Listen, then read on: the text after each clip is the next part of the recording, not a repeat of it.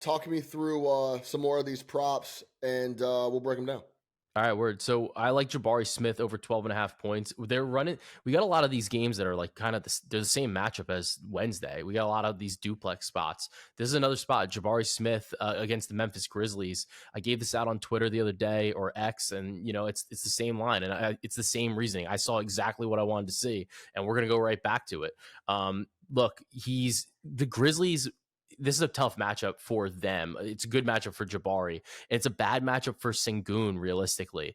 He kind of struggles in this matchup against like Biyombo and Jaren Jackson Jr., whereas Jabari can kind of stretch the floor, and that 3-point shot's really helpful here. And you see that usage uptick. And you can tell because in the 6 games he's had against the Grizzlies over the last 2 seasons, he's exceeded this line in 4 games in a row. So the thing that I think is important there, the first 2 games, rookie kind of struggled out of the gate, kind of got his bearings together, and he's looked great. He's made 2 or more threes in each of them. And I prefer to take the shooting variance out and take the points here at 12.5, especially because he's got 16, 20, 18, and 20 in those last 4 games. So I'm comfortable with the 12.5. I think it gives us a little bit more flexibility here.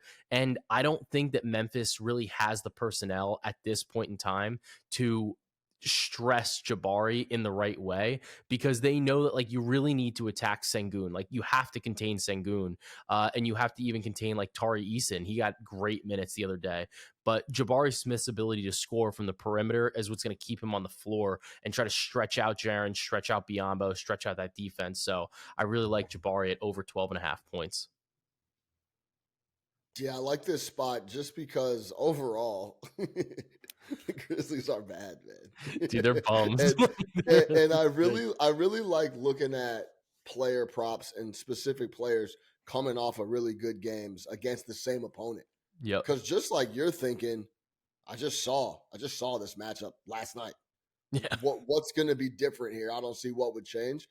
A lot of that same mentality goes into the game plans that are being produced on this duplex. Not a lot of time to make adjustments. It's going to be a lot of the same matchups, just on a different night on a duplex spot. That's also why when we get to my end, I'm looking at Keldon Johnson just because it's a guy coming off a really good game. I don't see why he wouldn't get the usage percentage, why he wouldn't get the same looks, why he wouldn't get the same minutes, unless it's some type of blowout or something changes within the rotations that may affect said prop.